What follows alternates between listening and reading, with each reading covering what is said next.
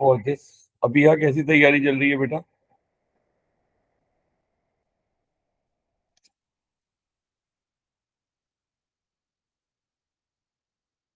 Okay, अभी यहाँ can you hear me sir आवाज? यस सर आपकी जो पिछली वर्कशॉप थी वो आपने रिकॉर्ड करी थी? यार, उसका कुछ मसला आ रहा है, वरना मैं तो। हाँ बेटा, मैं क्लास दे रहा हूँ, अभी आप जाएं। ठीक है, मैं फिर भी कोशिश करके उसको अपलोड करने की कोशिश करता हूँ, वरना मैं तुम्हें ऑनलाइन करवाऊंगा। ठीक है ना? और ओके सर। ठीक है, कौन ज्वाइन कर रहा है? अजीब है। ठीक है।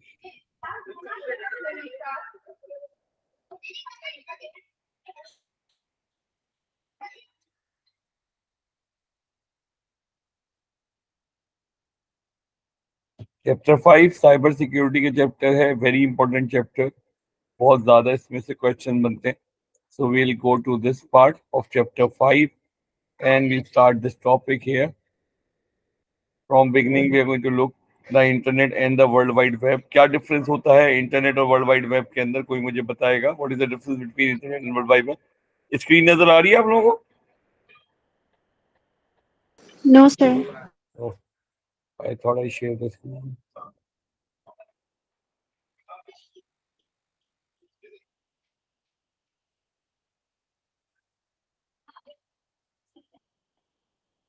Okay, now you can see the screen.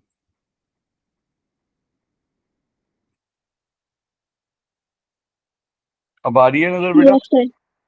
अच्छा जी, अब हम बात करते हैं क्या डिफरेंस होता है इंटरनेट और वर्ल्ड वाइड वेब के अंदर। जवाद, अबीहा, रोहान, फातिमा और भी जो लोग हैं, what is the difference you think between internet and world wide web? Sir world wide web collection of web pages है। इंटरनेट इंटरनेट बेसिकली एक नेटवर्क होता है। क्या होता है? नेटवर्क होता है। World wide web collection of web pages है। लेकिन बेसिकली याद रखिएगा, इंटरनेट इज दी थिंग और वर्ल्ड वाइड वेब जो है वो एक सर्विस है जो कि इंटरनेट ऑफर करता है। समझ में आ रहा है? वर्ल्ड वाइड वेब यानी कि that mean world wide web is one of the services of the internet such as. और अदर सर्विसेज कौन कौन सी होती है इंटरनेट की? अदर सर्विसेज कौन कौन सी होती है इंटरनेट की? Other services like basically other services की जब हम बात करते हैं, जैसे कि ईमेल एक सर्विस है, चैटिंग एक अलग सर्विस है, और इसके अलावा भी बहुत सारी सर्विसेज होती हैं। सो द इंटरनेट डिफरेंस क्या होता है? The world wide web is a part of internet. World Wide Web collection of internet network. It is a concept, not something tangible. It relies on physical structure, computer devices, hardware, server provider that allow network and individual device to connect to other devices. It is a part of the internet that user can access using web browser software. It consists of massive collection of web pages, all stored on web servers. While internet is the user, the internet is a part of the user that. So basically, internet क्या होता है? It is a part of the user जो कि web browser और software के ऊपर हम बात कर रहे होते हैं। एंड एक मिनट देखो कौन और ज्वाइन कर रहा है यार, ये सो के ज्वाइन कर रहे होते हैं, बड़ा मसला। ओके, ठीक है जी। So internet is the thing, web browser is one of the service this internet offer. Internet क्या है? Okay okay, so internet is a world wide collection of interconnected network होता है, कोई कॉन्सेप्ट नहीं है। World wide web part of internet है, one service है जो कि ऑफर करता है। अब हम बात करेंगे what are the component, can you observe what is the URL? Yes. Anyone tell me what is URL? Sir URL is the location of the web address. Location of a web page. ठीक है, not web address. It's a complete location of a web page. जब हम URL की बात करते हैं उसको multiple हिस्सों में डिवाइड कर सकते हैं। URL stand for UR uniform address locator. ये टेक्स्ट एड्रेस होता है। यूआरएल आर बेसिकली ये आईपी एड्रेस के अगेंस्ट टेक्स्ट एड्रेस मैप हुआ होता है। ठीक है जी। अब अगर हम बात करें format of URL, you can see ये प्रोटोकॉल होता है ये डोमेन होस्ट है, डोमेन नेम है, डोमेन टाइप। कितने टाइप की डोमेन होती हैं, कोई मुझे बताएगा?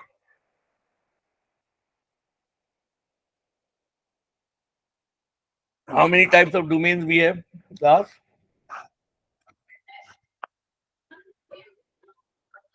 .com होता है, .net होता है, .org होता है। कॉम का मतलब कमर्शियल, .net का मतलब नेटवर्क, org का मतलब ऑर्गेनाइजेशन, ठीक है, gov का मतलब गवर्नमेंट, ठीक है जी। तो ये अलग अलग टाइप्स होती है नेटवर्क के। Is it clear? क्लियर हो गया?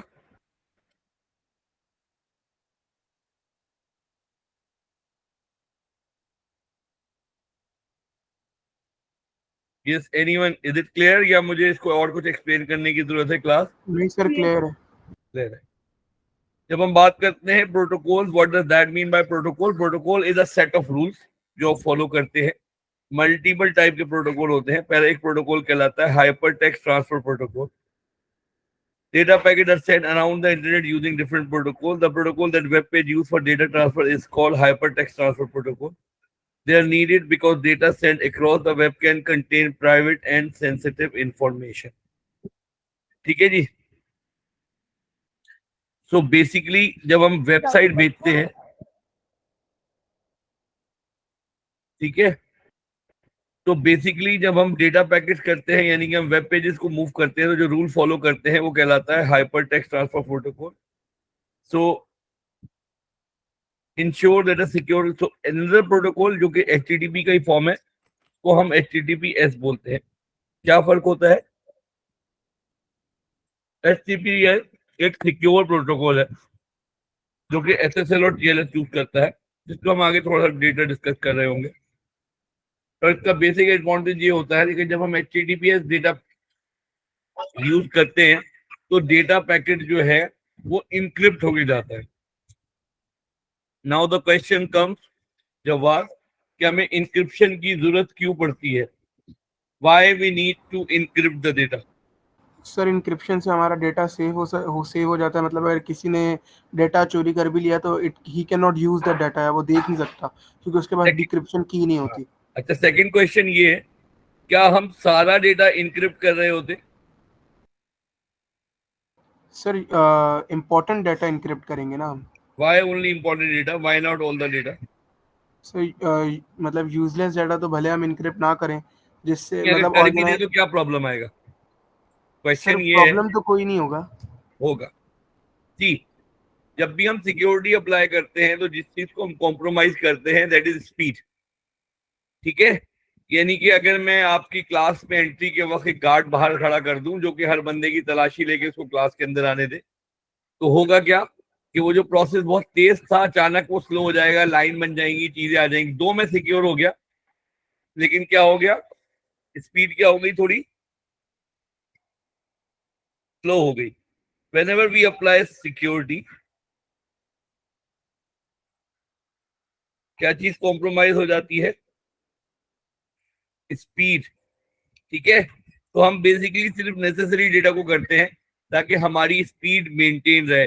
Data that is not required to encrypt, that is not an important data, should be sent without encryption. Is it clear?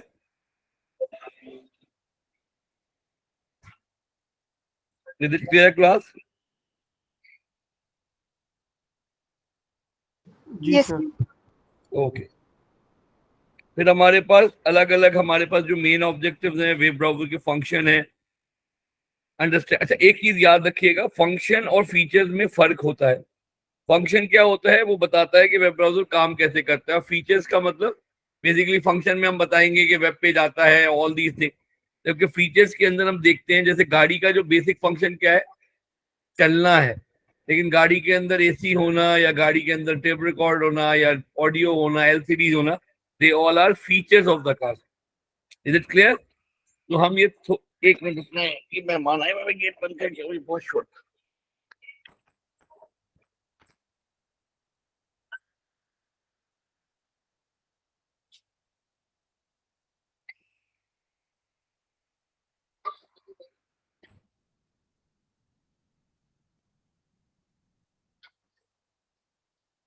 Is it clear? तो अब हम बात करते हैं फंक्शंस के। वेब ब्राउज, अच्छा मुझे ये बताओ कि वेबसाइट बनाने के लिए हमें कौन सी लैंग्वेज यूज करनी पड़ती है?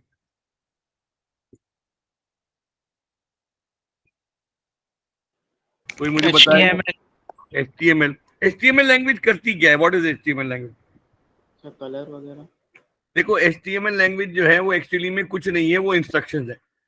जो वेबसाइट हमारे कंप्यूटर में आती है वो एक रॉ फॉर्म के अंदर आती है। रॉ फॉर्म का मतलब टेक्स्ट आ जाएगा, इमेजेस आ जाएंगी, और HTML के अंदर इंस्ट्रक्शन होती है कि ये जो टेक्स्ट आया है इसका फॉन्ट इतना रखना है, इसका कलर ये रखना है। यानी कि जो वेबसाइट आती है वो एक तरह से वो बेसिकली रॉ फॉर्म में आती है, उसको हमें यहाँ पे जाके उसको ये कह सकते हो कि पार्ट्स के अंदर आती है, और उसको मुझे अपने पास आके असेंबल करना पड़ता है। और उस असेंबलिंग की इंस्ट्रक्शन किसके पास होती है? उस असेंबलिंग की इंस्ट्रक्शंस होती हैं वेब ब्राउजर HTML लैंग्वेज के अंदर। अब web browser is the only software that can understand HTML language. तो वेब ब्राउजर क्या करता है? HTML कोड रिसीव करता है, उनको रेंडर करता है, और रेंडरिंग का वर्ड यूज करना, RENDER, very important word, render. Render करता है, और रेंडर करने के बाद यानी कि ट्रांसलेट करता है और डिस्प्ले कर देता है information according to that instruction. Is it clear?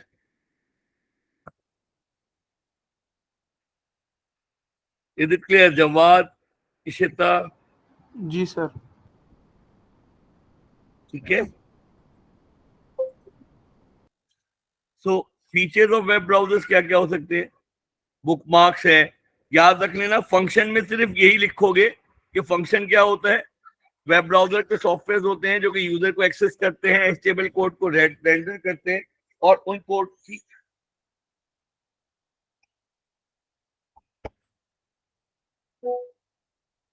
उस कोड की इंफॉर्मेशन डिस्प्ले कर देते हैं according to the information.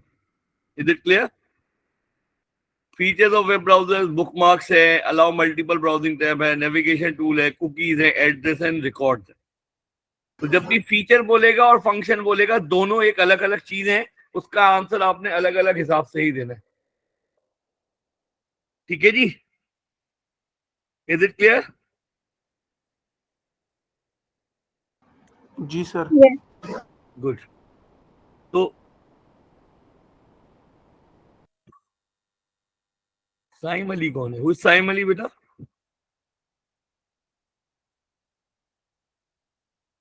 Saim Ali आप कहां से हो बेटा? Can you tell me the detail, otherwise मुझे रिमूव करना पड़ेगा आपको। Hello Saim, can you hear मी?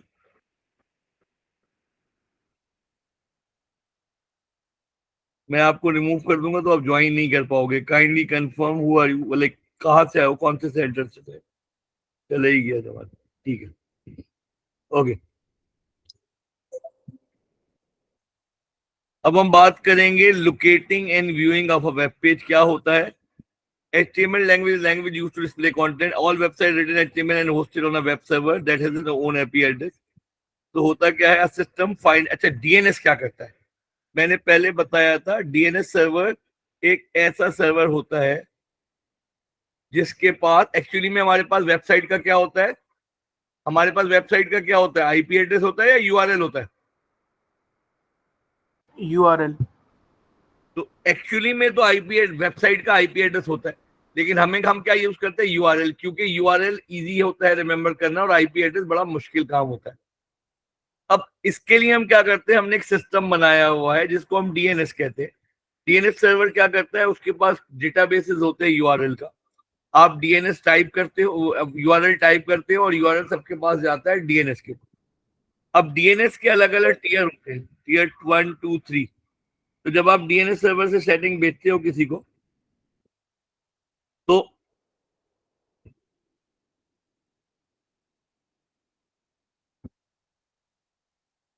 तो डीएनएस क्या कर रहा होता है? डीएनएस के पास डेटाबेस होता है, वो डेटाबेस में से सर्च करता है। और अजान कौन है भाई ये? Hello, hello hello. कौन अजान हो बेटा? कहाँ से, कौन से, किस जगह से? अरे सर आप भूल गए, अजान एक्सपर्ट। ये बोलो ना, मैं ये बहुत सारे अजान है, मैं जिससे सुनना चाह रहा था, इसलिए। ठीक है, ओके जी। सो यूआरएल डीएनएस क्या करता है? तीन टीयर्स होते हैं। टीयर 3 लास्ट ईयर वाला जो होता है, सबसे पहले लास्ट ईयर का मतलब ये कि वेबसाइट जो है वो लोकली होस्टेड हुई है, तो उसका डीएनएस देखता है। अगर उसको डीएनएस नहीं मिलता तो क्या कर देता है? टीयर 2 को पास कर देता है, टॉप टीयर को। और टॉप टीयर को नहीं, अगर वो नहीं मिलता तो वो अपने से टॉप वाले टीयर को भेज देता है। और अगर तीनों में नहीं मिलता तो आपको मैसेज आ जाता है web page not found. Otherwise वो मिल जाता है तो क्या करता है? वो आईपी एड्रेस रिटर्न कर देता है वेब सर्वर का। उस आईपी एड्रेस को यूज करते हुए मेरा वेब ब्राउजर कनेक्ट हो जाएगा वेब सर्वर से और सारी इंफॉर्मेशन डाउनलोड कर लेगा। Is it clear? सर ये दोबारा एक्सप्लेन कर दें। देखिए जी, यूजर क्या टाइप करेगा? URL. The browser asks the DNS for the IP address.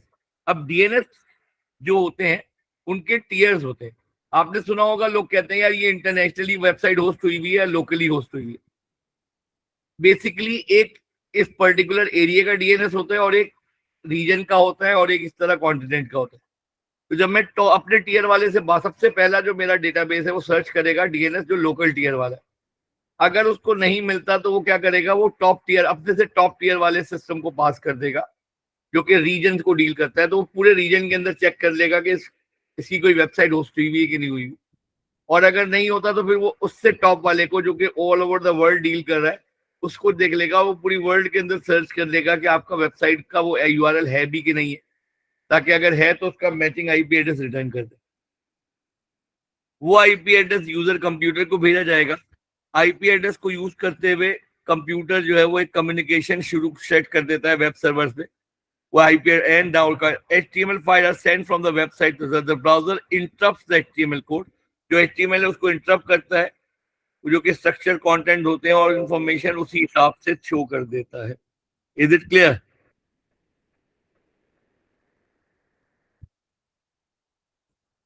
Is it clear? Yes.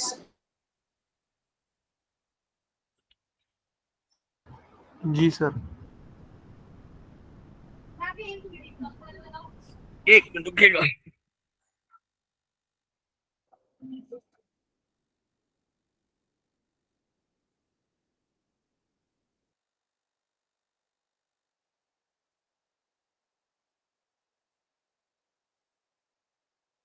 Okay, तो I hope you understand this part.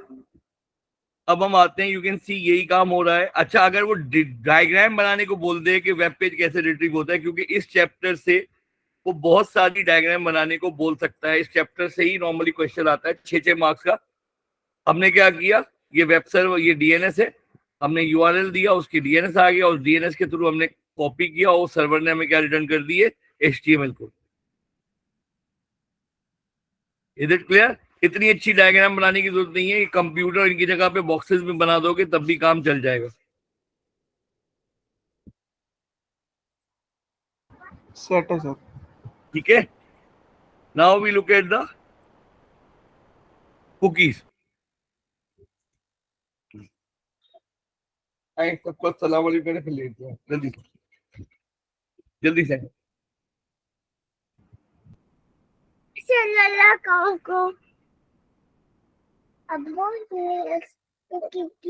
आप कोई एक वालेकुम सलाम कह दो वरना ही जाएगी। वालेकुम अस्सलाम। ठीक है, ओके जी। Cookies are small file or code stored on user computer sent by a browser or a user computer। देखो नॉर्मली कुकीज पहले क्या करती थी?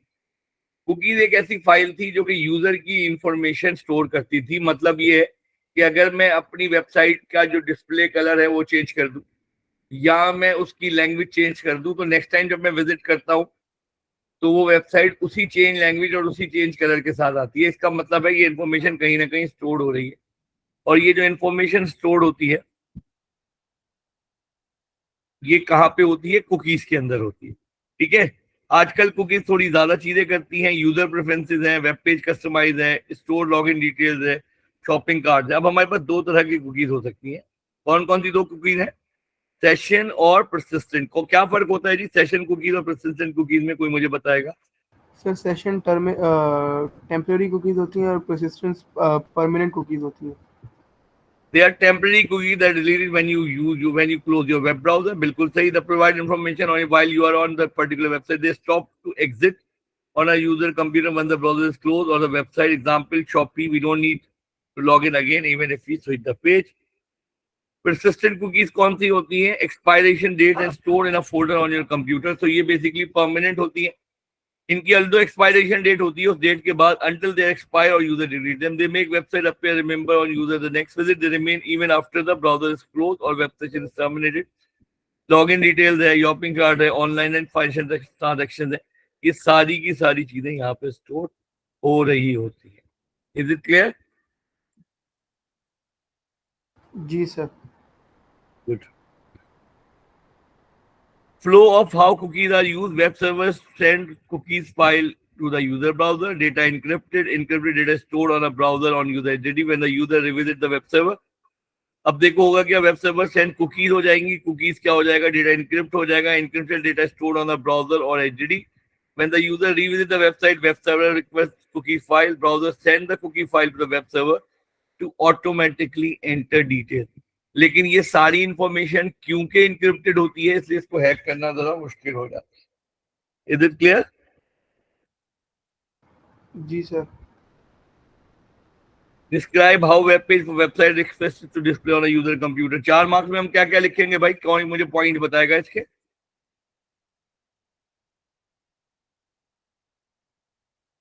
What are the points that we are going to learn? Sir इसमें हम URL type करते हैं. ठीक है, फिर क्या होगा यार? Is Ayan is there? URL DNS में जाता है. URL किसके पास जाता है? DNS के पास जाता है. 2 मार्क्स हो गए. DNS क्या करेगा? DNS उसकी IP ढूंढेगा. मैच करके मैं आईपी ढूंढ कर मैचिंग आईपी एड्रेस ढूंढेगा और फिर हमारे पास वापस यूजर के पास आएगी और उस आईपी एड्रेस की मदद से हम क्या भेजेगा. नहीं, HTML कोड नहीं, उस आईपी एड्रेस की मदद से हम क्या करेंगे? वेब सर्वर के साथ कनेक्टिविटी करेंगे एक सेशन, फिर वेब सर्वर HTML कोड भेजेगा. तो पहला step, user type the URL. दूसरा step, the URL is send to the DNS. DNS क्या करेगा? Will find the matching IP address और उस आईपी एड्रेस किसको रिटर्न करेगा? फाइंड करके रिटर्न कर देगा किसको? वेब ब्राउजर को. और वेब ब्राउजर उसी मैचिंग आईपी एड्रेस को यूज करते हुए वेब सर्वर से कनेक्टिविटी लेगा. Is it clear? Yes sir. ठीक है, ये देख लो. Browser send to URL, IP address found, DNS return IP address, browser send request to the web server, send web pages back to the browser, browser interrupt the code and security certificate exchange. ठीक है जी. Term टेमी use a browser when describe the role of a browser. वही हमने जो बात की थी, रोल ऑफ अ ब्राउजर के अंदर फीचर्स और फंक्शन सब आ जाएंगे. ठीक है, जब रोल की बात की तो ये सारी रेंडर करता है, बुकमार्क आएगा, नेविगेशन फीचर्स है, मल्टीपल है, स्टोर कुकीज. तो फीचर और function can come both in a role of a browser. अब हमारे पास एक बहुत इंपॉर्टेंट टॉपिक आ गया जिसको हम क्या बोलते हैं? Digital currency. डिजिटल करेंसी क्या होती है? कोई मुझे बताएगा?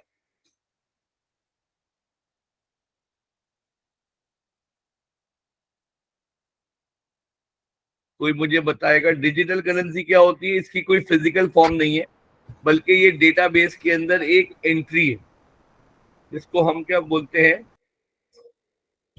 Digital currency. ये क्या है? It's an entry in a database जो कि मुझे क्या बता रही होती है? It's an entry on a database.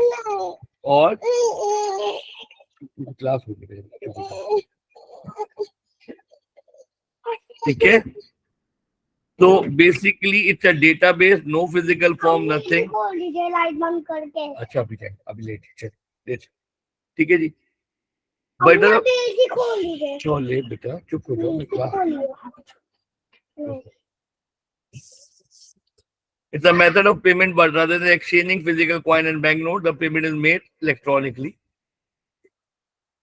अब इसके अंदर प्रॉब्लम क्या होता है? फॉर एग्जाम्पल, अगर जवाद और रोहान जो है वो अपने जवाद वांट टू पे रोहन, अब जवाद का अकाउंट स्टैंडर्ड चार्टर्ड बैंक में है और रोहन का अकाउंट यूएबीवेल में है। तो ये नहीं हो सकता कि जवाद का बैंक जो है वो डायरेक्ट रोहान के बैंक से कांटेक्ट करे। जवाद का बैंक किससे कांटेक्ट करेगा? सेंट्रल बैंक से, जो कि पाकिस्तान के बैंक में, Pakistan which bank is the central bank? कौन सा बैंक सेंट्रल बैंक है भाई? State bank. State bank. State bank is the central bank. तो सेंट्रल बैंक से कांटेक्ट करेगा, सेंट्रल बैंक स्टैंडर्ड चार्टर्ड की रिक्वेस्ट यूबीएल को दिखाएगा, देन देखो। तो बेसिकली जो भी ट्रांजैक्शन हो रही है it has to be involve और सेंट्रल बैंक, इसको हम क्या बोलते हैं? We call that bank obviously. इसका मतलब है कि जो भी ट्रांजैक्शन है, जितने पैसे भी जा रहे हैं, वो सारे के सारे स्टेट बैंक को पता है, यानी कि गवर्नमेंट को पता है। तो पीपल ऑलवेज फील कि कॉन्फिडेंशियलिटी का इशू है, प्राइवेसी का इशू है, बिकॉज गवर्नमेंट को सब पता है और गवर्नमेंट उस हिसाब से confidentiality, control of government and central authority और सिक्योरिटी। सिक्योरिटी क्यों? क्योंकि अब वो तीनों में से कोई एक भी बैंक हैक कर दे, कोई एक भी बैंक हैक कर दे, तो उसका मतलब ये है कि वो आराम से पूरी चीज को गड़बड़ कर सकता। ठीक है ना? या तो स्टेट बैंक को हैक कर दे तो खैर उसके बाद सब कुछ ही आ गया, लेकिन अगर वो यूबीएल और स्टैंडर्ड चार्टर्ड को भी कर ले और फिर वो उसी हिसाब से, यानी कि यूबीएल के बैंक बन के वो स्टेट बैंक से बात करना शुरू कर दे, तो स्टिल काम हो जाना है। तो सिक्योरिटी इश्यू ये है कि अगर हम एक ट्रांजेक्शन कर रहे हैं तो तीन में से सेंट्रल बैंक या सेंडर बैंक या रिसीवर बैंक किसी एक को भी हैक कर ले तो बाकी काम हो जाता है। इन तमाम इस तरह की मनी को हम क्या बोलते हैं? सेंट्रलाइजेशन। इन तमाम चीजों को ओवरकम करने के लिए we come up with another thing जिसको हम डिसेंट्रलाइजेशन बोलते हैं। डिसेंट्रलाइजेशन जिसको हम क्रिप्टो बोलते हैं। क्रिप्टो के अलग अलग नाम है, लेकिन याद रखिएगा कि हम क्रिप्टो के अलावा ये नाम लिख नहीं सकते। Brand names are not allowed. ठीक है ना? So once the brand names are not allowed, so we cannot use the central bank. ठीक है जी? अब हम बात करेंगे क्रिप्टो के अंदर डिफरेंट टर्म्स होती हैं। पहला होता है माइनर। माइनर क्या करते हैं? अपने पर्सनल कंप्यूटर की मदद से ट्रांजैक्शन को अप्रूव करते हैं, ये ऑथेंटिकेट करते हैं। इस चीज को करने के लिए उनको एक स्मॉल अमाउंट ऑफ कमीशन हो जाता है, इसीलिए लोग बोलते हैं कि यार अपना सिस्टम माइनिंग पे लगा लो। कुछ सॉफ्टवेयर डालने पड़ते हैं, लेकिन ऑब्वियसली एक तो आपको बहुत हाई प्रोसेसिंग मशीन चाहिए और दूसरा वो ज्यादा देर तक काम नहीं कर सकती, बिकॉज उसके लिए बहुत ज्यादा हाई प्रोसेसिंग चाहिए। माइनर के बारे में हम थोड़ा सा आगे ज्यादा डिटेल में देखें। अगली जो है वो है, उसको कहते हैं, ओके जी, माइनर्स के बाद जो हमारे पास इंपॉर्टेंट पार्ट आ जाते हैं। एक मिनट, कौन आया भाई? कौन ज्वाइन कर रहा है? ओके, माइनर्स के बाद जो चीज ज्वाइन कर रही है वो है, कहां गया भैया? जैसे बेटा मैं क्लास ले रहा हूँ, अभी जाए। ठीक है जी? उसको हम बोलते हैं, अच्छा, डिसेंट्रल। हमने बात की ट्रेडिशनल करेंसीज की, are regulated by central bank. This means all the transaction. Example, crypto has no state control and all the rules are set by the cryptocurrency itself. The crypto system being all a blockchain network. तो crypto currency का पूरा system काम करता है blockchain के ऊपर। कोई मुझे बताएगा कि जो सेंट्रलाइज डिजिटल करेंसी थी उसके अंदर क्या प्रॉब्लम था? दो बेजर प्रॉब्लम क्या थे? स्टेट बैंक इन्वॉल्व थी उसमें। ये कौन है भाई? लक्ष्य लालवानी। एक मिनट रुकिए, ये कोई स्कूल का है लक्ष्य लालवानी? किसी को पता है? लक्ष्य, आप कहाँ से हो भाई? लक्ष्य सर नया बच्चा आया हूँ आपकी क्लास में, प्री कैंपस है। कौन से कैंपस में? प्री कैंपस सर, कल जो आया था वर्कशॉप पे। ओके, ठीक है लक्ष्य, ठीक है, ठीक है, ओके। सो हम बात कर रहे थे ब्लॉकचेन नेटवर्क। तो बेसिकली क्या दो प्रॉब्लम थी जवाद सेंट्रलाइज बैंकिंग के अंदर?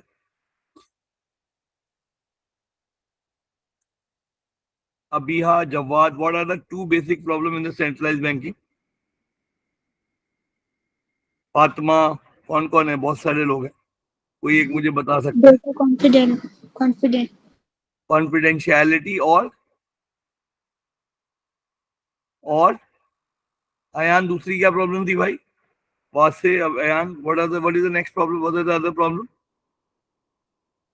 What?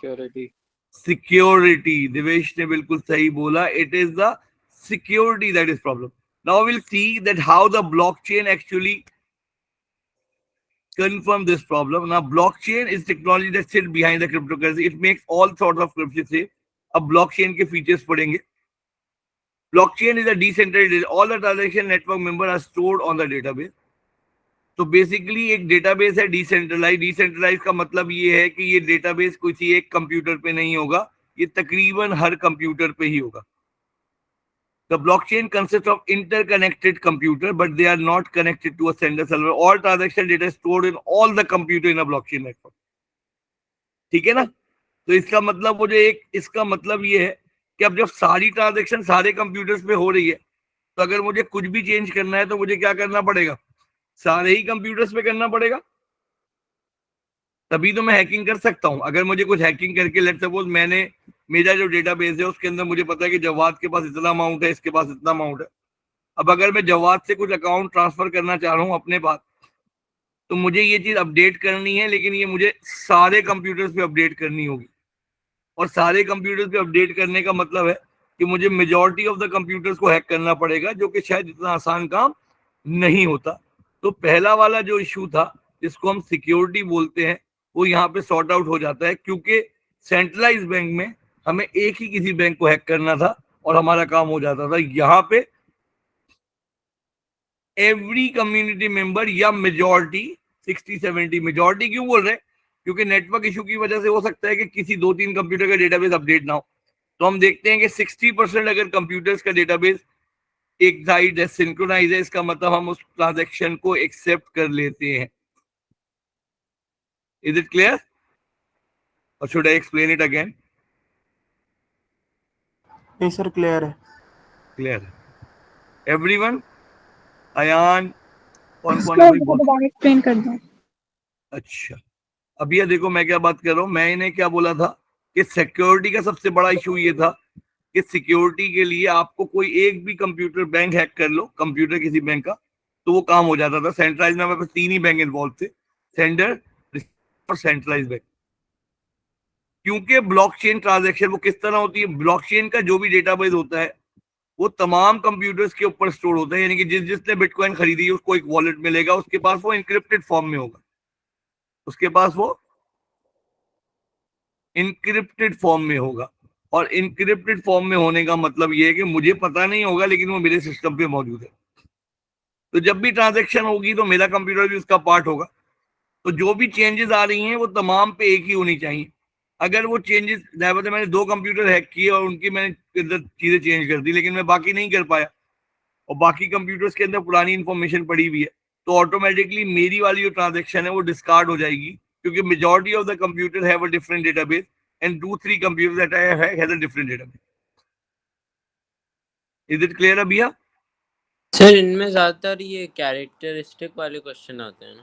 हाँ हाँ, ठीक है जी. अभी हम देखते हैं. अब ब्लॉकचेन में होता क्या है? When a new transaction takes place, a new block is create, जो कि हम ब्लॉकचेन कहते हैं, जो कि कलेक्शन ऑफ वन ट्रांजैक्शन है. एक ब्लॉक के अंदर 3 चीजें होती हैं. कौन कौन सी होती हैं? सेंडर होता है, रिसिपिएंट होता है, अमाउंट ऑफ कॉइन होता है, हैश वैल्यू होती है, एक एल्गोरिथम के थ्रू होती है, ये यूनिक आइडेंटिफायर होता है, और इसको जरा ट्रेस करना मुश्किल काम होता है, और एक प्रीवियस हैश वैल्यू. सबसे पहले जब भी ट्रांजैक्शन स्टार्ट होगी तो जो पहला ब्लॉक होगा उसके अंदर एक हैश वैल्यू होगी, क्योंकि उससे पहले कोई भी ब्लॉक नहीं है, तो उसकी प्रीवियस हैश वैल्यू ब्लॉक हुई. इस ब्लॉक को हम जेनेसिस ब्लॉक कहते हैं, जो कि स्टार्टिंग ब्लॉक होता है. ठीक है, जब मैं आगे बढ़ता हूं, you can see what's happening here, कि एक हैश वैल्यू है और ये प्रीवियस हैश वैल्यू से कनेक्टेड है इस तरीके. तो ब्लॉक है. अब इसका मतलब है कि एक कनेक्टिविटी बनना शुरू हो गई. ये ब्लॉक इससे कनेक्टेड है, ये ब्लॉक इससे कनेक्टेड है, इससे आगे वाला ब्लॉक इस तरह कनेक्टेड करना शुरू कर देगा। Is it clear? जी सर। गुड। अब हो ये रहा है कि यहां पे उसने एक और ब्लॉक हुआ तो ऑटोमेटिकली ये नई हैश वैल्यू जानी और ये पुरानी हैश वैल्यू उसके साथ कनेक्ट होगी। There are 3 reason why these transaction can not be modified easily, make the system secure. 3 reason है। First, the previous hash attribute in the block. ये जो एट्रीब्यूट है इसका मतलब ये है कि अगर ये मैं हैक करता हूं तो ये ऑटोमेटिकली क्या हो जाएगी, वैल्यू चेंज होगी। और चेंज होने की वजह से, क्योंकि प्रीवियस हैश वैल्यू ये थी और नई वाली वैल्यू ये थी, तो ये चेंज क्यों। एक सेकंड रुकिएगा यार, मैं देख लूं क्यों कॉल आ रही है बार बार।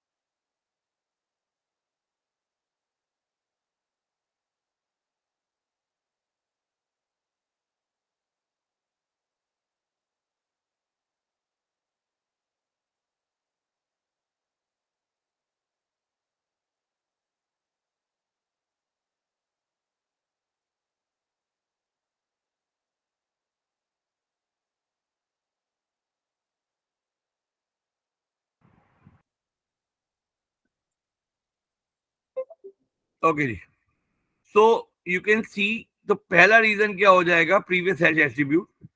So what's happened? The block 3 and 4 will become invalid. Transaction blockchain prevent assist का मतलब ये blockchain टूट गई है।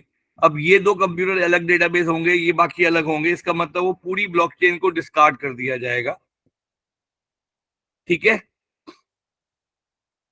Okay. Second, proof of work.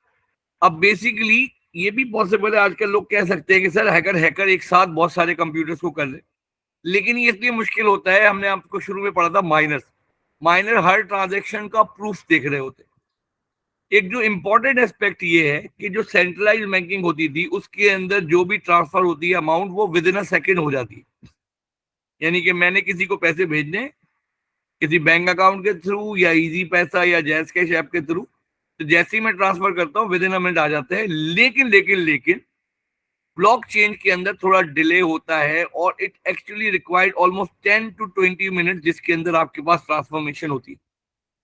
और वो 10 मिनट किसके होते हैं, वो माइनर्स होते हैं जो कि ट्रांजैक्शन को प्रूफ कर रहे होते हैं, यानी कि आइडेंटिटी कर रहे होते हैं कि यार ये ट्रांजैक्शन सही है और ये गलत। Is it clear? सर आप भी फिर से एक्सप्लेन कर सकते हैं ऊपर वाला।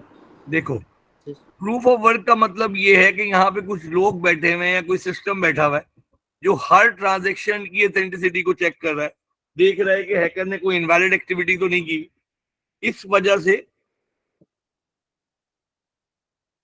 चीजों में थोड़ा सा डिले आता है। ठीक है, अनलाइक सेंट्रलाइज्ड बैंकिंग, क्रिप्टो के अंदर ट्रांजैक्शन में पैसों में टाइम लगता है। Okay yes sir. Okay, the exact blockchain stored in all the computer. जो कम्युनिटी, अगर मैंने बिटकॉइन लिया हुआ है या मैंने और बहुत सारे कॉइन है, तो वो सारी ब्लॉकचेन हर कंप्यूटर पे स्टोर होगी। इसका मतलब ये है कि हैकर ने क्या करना पड़ेगा, all nodes within the network create a consensus majority wins. This means the hacker will have to tamper a block in more than half of the model, which is almost impossible. समझ में आ गया? Sir ये last point क्या बोला आपने? देखो, अगर किसी एक कम्युनिटी में, बिटकॉइन की कम्युनिटी में लेट्स सपोज 1 लाख कंप्यूटर है, ठीक है, तो हैकर को at least more than 50,000 time computer एक साथ हैक करके उनके अंदर चेंजेस करनी पड़ेगी। मेजॉरिटी क्यों बोल रहा है, सब क्यों नहीं बोल रहा? क्योंकि यार मुझे पता है कि इतना बड़ा नेटवर्क है तो जरूरी नहीं कि हैकर हैक करे, बाद औक़ात किसी एरर की वजह से भी किसी कंप्यूटर में डेटाबेस ऐड नहीं हो सकता। तो 100% तो मुश्किल है कि मैं कहूं कि सबके पास एक है, लेकिन मैं कहता हूं 70-80% के पास अगर एक चीज मौजूद है इसका मतलब वो करेक्ट है। तो जब वो ट्रांजैक्शन की अपडेशन होगी और माइनर्स देखेंगे, माइनर्स चेक करना शुरू करेंगे हर कंप्यूटर की ट्रांजैक्शन को, तो अगर उनको लगता है कि 70% के पास एक इंफॉर्मेशन है और 30% के पास एक अलग इंफॉर्मेशन है तो 70% वाले को अप्रूव कर देंगे। इज इट क्लियर जवाब? जी सर। ओके। तो जो 3 रीजन कौन कौन से थे जिसकी वजह से ब्लॉकचेन के अंदर सिक्योरिटी भी होती है और कॉन्फिडेंशियलिटी भी होती है? एक था Hash attribute in the block. Previous hash value, proof of work, ठीक है, और तीसरा transaction stored on the computer. So majority has to be hack, जो कि बहुत मुश्किल काम होता है। इम्पॉसिबल तो नहीं है, मुश्किल कह सकते हैं। अब हम बात करेंगे साइबर सिक्योरिटी। साइबर सिक्योरिटी क्या होती है भाई? थ्रेट्स हैं। किस चीज को थ्रेट्स है? हम ये देखते हैं कि हमारे सिस्टम को क्या क्या थ्रेट्स हो सकती हैं, जिसको हम वर्ड यूज करते हैं साइबर सिक्योरिटी। हमें थ्रेट्स पढ़नी है, जब तक हमें थ्रेट्स नहीं पता होगे तो हम सोल्यूशन नहीं बात कर सकते। तो हमारे पास मल्टीपल ऑप्शन है, brute force attack, DDoS attack, data interception, hacking, malware, phishing, farmer और social engineering. Brute force attack क्या होता है? ब्रूट फोर्स अटैक एक ऐसा मेथड है जैसे गैसिंग मेथड है। इस गैसिंग मेथड में हम क्या कर रहे होते हैं, हम देखो मेरा जो पासवर्ड है, जब बाद वो पासवर्ड के अंदर क्या क्या पॉसिबिलिटीज हो सकती है, क्या क्या चीजें होंगी पॉसिबिलिटी? सर लेटर्स हो सकते हैं, नंबर्स, स्पेशल कैरेक्टर्स। और अपर केस लोअर केस में होंगे, Digits. नंबर्स की बात कर लेते थे। तो अब देखो, अगर एक बंदा गैस करना बैठ जाए या एक सॉफ्टवेयर के थ्रू मैं गैस करना शुरू करूं, सबसे पहले क्या काम करूंगा, मैं तुम्हारा length of the correct password उठाऊंगा। फिर पहला कैरेक्टर सर्च करने के लिए मैं क्या करूंगा, मैं ये देखूंगा कि पहला कैरेक्टर क्या हो सकता है। या तो वो A to Z अल्फाबेट हो सकते हैं, कैपिटल या स्मॉल, या वो 0 से लेके 9 कोई डिजिट हो सकता है, या फिर वो कोई एक स्पेशल कैरेक्टर हो सकता है। ये सब मिला के जो है ना, मैक्सिमम 256 कैरेक्टर्स बनते हैं। तो बेसिकली वो 256 ट्राई के बाद उसको पहला लेटर पता लग सकता है। समझ में आ रहा है जवाब? जी सर। इसका मतलब है कि अगर मैं गैस करता रहूं तो ऑटोमेटिकली थोड़ी थोड़ी देर में पासवर्ड क्या कर सकता हूं, डिटेक्ट कर सकता हूं। तो इस मेथड को हम क्या बोलते हैं? We call it brute force attack. So, a trial and error method used by cyber to crack password by finding all possible combination of letters. अब इसका एक तरीका ये होता है कि हम नंबर ऑफ अटेम्प्ट को कम कर देते हैं, यानी कि हम कोशिश करते हैं कि भाई 3 से ज्यादा चांस नहीं, ताकि वो बार बार ट्राई नहीं करे। और जितना बड़ा पासवर्ड होगा उतना ब्रूट फोर्स। देखो ब्रूट फोर्स अटैक अगर मैंने यूज किया, मेथड यूज किया है, तो आपका पासवर्ड में 95% क्रैक कर सकता हूं। लेकिन अगर मुझे ट्राई कम मिलेंगी तो ऑटोमेटिकली 3-4 गलत ट्राई के बाद मैं पासवर्ड, ऑब्वियसली मेरा अकाउंट लॉक हो जाएगा, तो मैं आगे ट्राई नहीं कर सकता। लेकिन बिकॉज ऑफ दिस हम आजकल बोलते हैं कि password is the lowest level of the security, और किसी का पासवर्ड निकालना बहुत आसान हो गया है। इसी वजह से आपने देखा होगा कभी कोई ओटीपी यूज कर रहा है, कभी कोई कुछ यूज कर रहा है, बहुत सारी चीजें यूज हो रही है। Is it clear?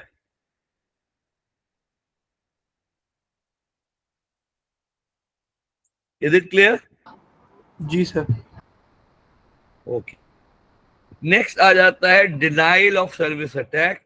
याद रहे ये क्वेश्चन में भी आया था। डिनाइल ऑफ सर्विस अटैक में क्या होता है कि एक कंप्यूटर होता है जिसको हम नॉर्मली बॉट नेट भी बोल सकते हैं, ये मेन कंप्यूटर होता है। ये बाकी कुछ इनोसेंट कंप्यूटर्स को अपना स्लेव कहला लेता है और ऐसे इनोसेंट कंप्यूटर जो विदाउट नोइंग किसी दूसरे उसके अंदर आ जाए उनको हम क्या बोलते हैं? Bot computers. What we call it? Bot. और जब बॉटनेट चाहता है तो वो बॉट कंप्यूटर्स की मदद से किसी भी एक वेबसाइट बहुत सारी रिक्वेस्ट भेज देता है विद इन अ सेकेंड. अब बहुत सारी रिक्वेस्ट भेजने का मतलब यानी कि बिलियंस एंड बिलियंस रिक्वेस्ट अगर विद इन अ सेकेंड आ जाए तो जो वेब सर्वर होता है वो उसके अंदर इतनी एबिलिटी नहीं होती कि इतने सारे रिक्वेस्ट को वो एट ए टाइम एक्सेस कर सके, जिसकी वजह से कंजेशन हो जाती है, वेबसाइट हैंग हो जाती है, सिस्टम हैंग हो जाता है, सिस्टम को रीस्टार्ट करना पड़ जाता है. और इतनी सारी क्योंकि मल्टीपल रिक्वेस्ट आ गई तो जो ओरिजिनल रिक्वेस्ट है वो भी एक्सेस नहीं कर पाती. Is it clear?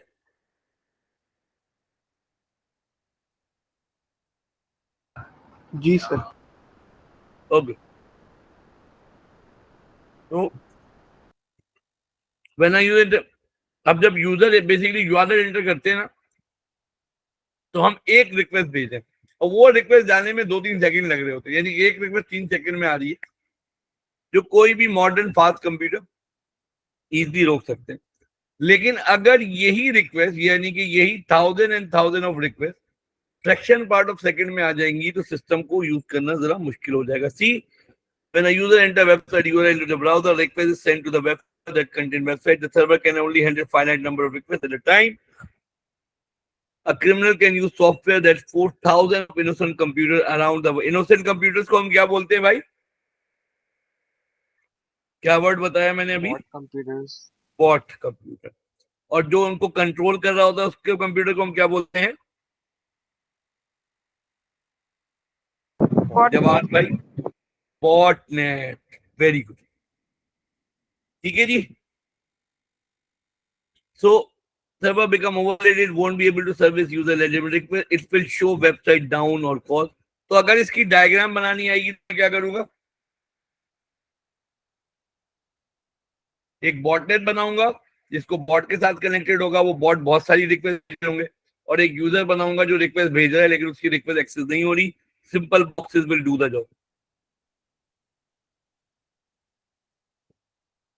ठीक है साइन सर. क्या हो सकता? स्लो नेटवर्क है, inability to access large amount of spam email, reducing this. तो ये हो गया हमारे पास. अब हम आ जाते हैं डेटा इंटरसेप्शन. हमने कल थोड़ा सा पैकेट स्विचिंग पढ़ा था. हम कहते थे डेटा को पैकेट्स में डिवाइड कर देते. इंटरसेप्शन में क्या होता है कि हैकर जो होता है अपना एक पैकेट जिसको हम पैकेट स्नाइपर बोलते हैं वो डेटा पैकेट्स के अंदर शामिल कर देता है. और वो डेटा पैकेट का सिर्फ एक काम होता है कि वो सारी इंफॉर्मेशन पास कर रहा होता है हैकर को. उस पैकेट को हम पैकेट स्नाइपर बोलते हैं. It is a form of stealing data by tapping into a wide or wireless communication. The internet is too intended to compromise privacy to obtain content. Interception can be carried out using a packet sniper which examines data packets being sent to a network. The intercepted data is sent back to the hacker. तो अगर इसकी diagram बनानी है तो कैसे बनाऊंगा भाई? Sir 2 computers बना के बीच में पैकेट स्निफर बना देंगे, और जैसे पैकेट डेटा से नीचे थर्ड एक पार्टी हैकर के बना पास जा रहा देंगे है. और एक हैकर बना देंगे जो दिखाएंगे कि वो इंफॉर्मेशन निकल के हैकर के पास भेजा. ठीक है. जी सर. ओके. इनक्रिप्ट कर दे data. It is important not to use WiFi connectivity in public places. Public places में हो सकता है कि आपके डेटाबेस के अंदर हो और वो सारी चीजें एक्सेस करना शुरू कर दे. Next is hacking. It is the act of gaining illegal access to the computer. कितने टाइप के हैकर्स होते हैं भाई? सर 2 तरह के, एथिकल और अनएथिकल. एथिकल को अब दूसरा नाम क्या बोलते हैं? White hat. और अनएथिकल को ब्लैक हैट. एथिकल हैकर वो होते हैं जो किसी गवर्नमेंट एजेंसी के थ्रू या पॉजिटिव इंटेंट के थ्रू हैक करते हैं और एक्चुअल कंपनी को बता देते हैं कि भाई आपकी कंपनी में ये फ्लॉड है. भाई जो अनएथिकल हैकर होते हैं ये वही हैकर है जिसके बारे में सब पता है, जो हमारा डेटा हमारी बगैर परमिशन के स्टील करेगा और दूसरे मामला होते हैं, उसको हम अनएथिकल हैकर बोल रहे हैं. ओके जी.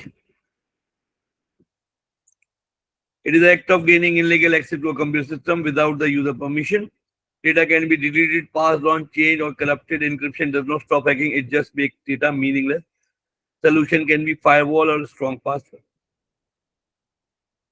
तो ये हमने बात कर ली. Hacker who seek gain unauthorized access to a computer system try to find security loophole in the system and give advice to the network owner. अब हम बात करते हैं another type जिसको हम malware कहते हैं. Malware सॉफ्टवेयर कोड होते हैं जो कि अलग अलग टाइप के होते हैं. Coded with the intention of causing damage or stealing data. हमारे पास वायरस है, ट्रोजन हॉर्स है, वॉर्म है, स्पाईवेयर है, एडवेयर है और रैनसमवेयर. वायरस क्या होता है, कोई मुझे बताएगा? Fatima, what is virus?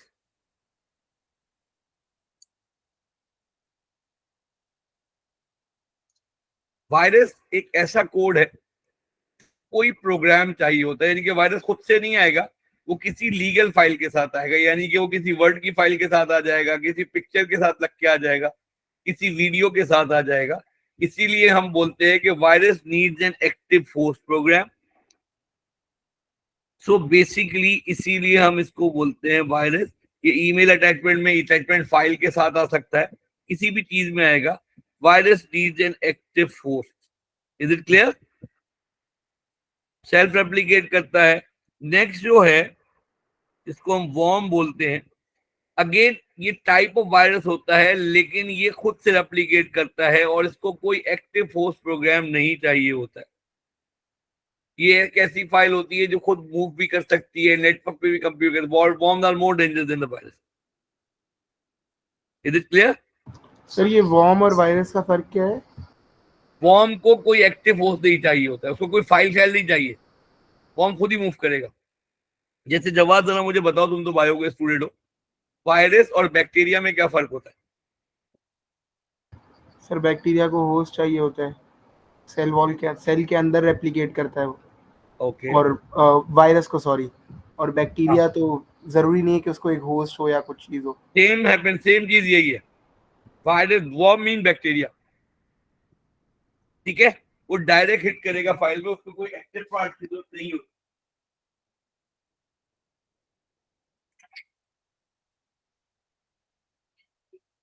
Is it clear? जी सर.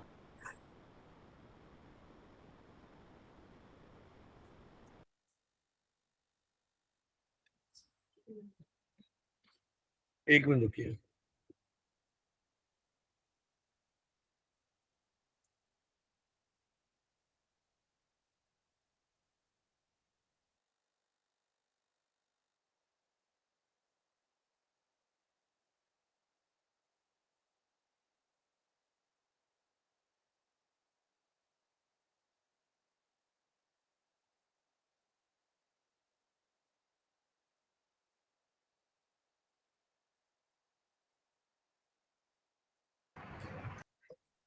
ओके जी. तो अंडरस्टैंड जवाब, वायरस और वॉर्म में क्या फर्क आया? जी सर. उनको कोई कंप्यूटर फाइल नहीं चाहिए, उसको कोई वर्ड की फाइल नहीं चाहिए, कोई पावर पॉइंट की फाइल नहीं चाहिए, वो खुद से मूव करेगा. तो दे आर मोर डेंजरस. ठीक है, आ जाते हैं ट्रोजन हॉर्स. ट्रोजन एक ऐसा सॉफ्टवेयर है जो कि एक, इसके अंदर हिडन कोड होते हैं और ये प्रिटेंड करता है एज अ यूजफुल प्रोग्राम. यानी कि आप देखते होंगे इंटरनेट पे बहुत सारे सॉफ्टवेयर होते हैं जो आपको बोल रहे होते, गेम्स होते हैं जो आप जब डाउनलोड करते हो तो एकदम आपको लगता है कि आपका सिस्टम स्लो हो गया या एडवर्टाइजमेंट आना शुरू हो गया. हालांकि मुझे तो वो लग रहा था कि बहुत हम वैसा प्रोग्राम है. बेसिकली एक ऐसा सॉफ्टवेयर होता है जो कि लेजिटिमेट लुकिंग लग रहा होता है, लेकिन एक्चुअली में वो लेजिटिमेट नहीं होता, बल्कि वो वायरस कंटेन कर रहा होता है. और एक दफा हो जाएगा तो साइबर क्रिमिनल को आपकी पर्सनल इंफॉर्मेशन की एक्सेस दे देगा, जैसे आईपी एड्रेस, पासवर्ड या other personal data. Is it clear? जी सर. स्पाईवेयर क्या होते हैं? ये कैसे सॉफ्टवेयर हैं जो कि आपकी की प्रेसेस इवेंट को रिकॉर्ड करते हैं और अप टू क्लिक को भी रिकॉर्ड कर रहे होते हैं. वो सारी इंफॉर्मेशन हैकर को पास कर रहा होता है ऑटोमेटिकली. स्पाईवेयर खुद से नहीं आता, वो किसी ना किसी के थ्रू, ट्रोजन हॉर्स के थ्रू या वैसे करके आ जाता है और फिर वो ये काम कर रहा होता है. फिर हमारे पास आ जाता है एडवेयर. एडवेयर क्या होता है Divesh?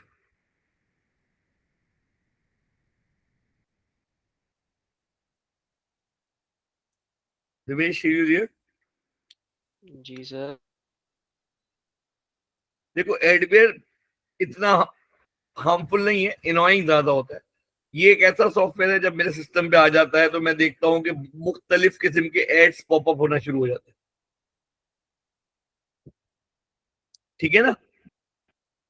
Important one, ransomware. Ransomware क्या होता है? रैंसम का मतलब आपने किसी को होस्टेज बनाया हुआ है। In our case it will be a data that will be a hostage. Data host होने का मतलब क्या होगा फातिमा? फातिमा के लिए भी जी सर। देखो, फातिमा के कंप्यूटर पे बहुत सारी इंपॉर्टेंट फाइल है।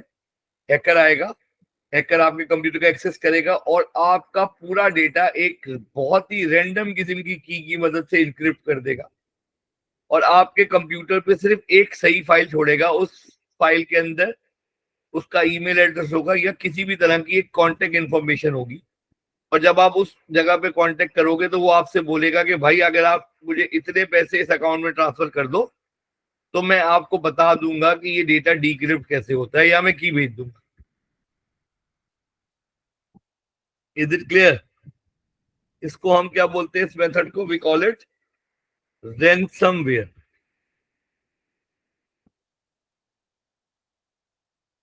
जी सर। ठीक है, ये छोड़ो, हम इसको नहीं देखते। सर क्लास कब एंड होगी? बेटा ये फिशिंग, फार्मिंग और सोशल इंजीनियरिंग के बाद मैं एंड कर दूंगा, तो प्रॉब्ली 10 to 15 मिनट और लगेंगे। ठीक है। फिशिंग क्या होती है जी? कोई मुझे बताएगा व्हाट इज फिशिंग?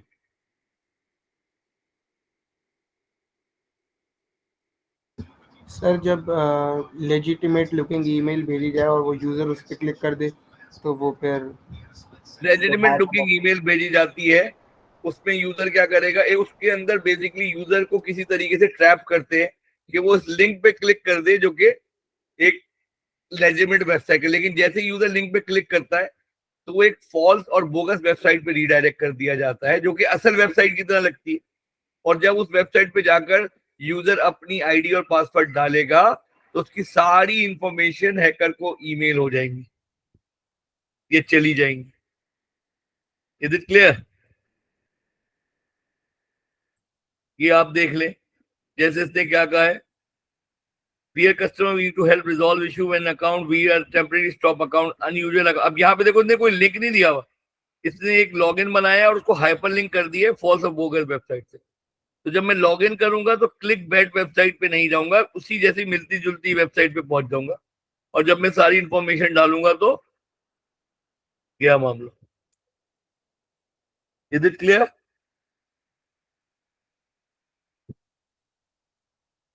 फिशिंग में आप बच कैसे सकते हैं? ईमेल्स के ऊपर look for HTTPS, be very aware of popups and use browser to block them.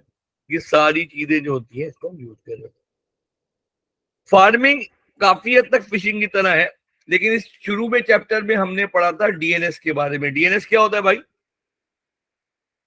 Sir जो हमें वेब पेज प्रोवाइड करता है, वेब पेज का आईपी एड्रेस। वेब का आईपी एड्रेस। लेकिन अगर कोई डीएनएस कोई हैक कर ले और जाकर उसके अंदर डेटाबेस के अंदर असल यूआरएल के साथ जो आईपी एड्रेस लिखे वो फेक वेबसाइट का लिख दे, तो क्या होगा?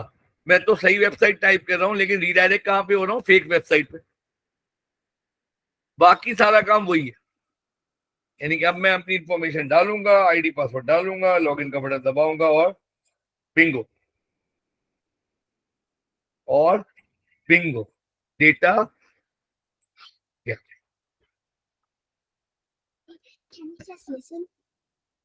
एक मिनट रुकना बेटा।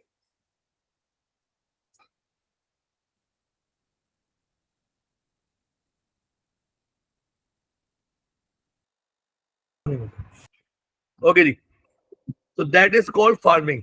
फिशिंग एंड फार्मिंग में डिफरेंस क्या था? इन फिशिंग व्हाट्स हैपन, एक ईमेल आती है। फार्मिंग में क्या हो रहा है? डीएनएस को हैक कर देता है, और डीएनएस को हैक करके क्या करता है? आईपी एड्रेस के सेक्शन को चेंज करके फेक वेबसाइट का आईपी एड्रेस लिख देता है। फिशिंग के अंदर हम लिंक पे क्लिक करेंगे तो रीडायरेक्ट होगा। फार्मिंग के अंदर हम लिंक पे क्लिक ना करें, हम सही वेबसाइट भी टाइप करें, still we will redirect to fake web. बाकी दोनों वही सिमिलरिटी। Is it clear? जी sir. Okay. Next is called social engineering. Social engineering क्या होती है बी?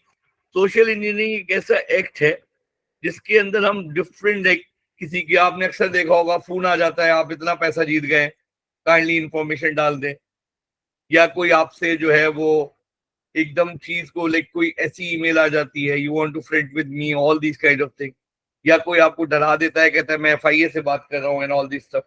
तो जितनी भी ये सारी चीजें हैं इसको हम सोशल इंजीनियरिंग कहते हैं, जिसके थ्रू हम किसी भी बंदे से इंफॉर्मेशन निकाल सकते हैं.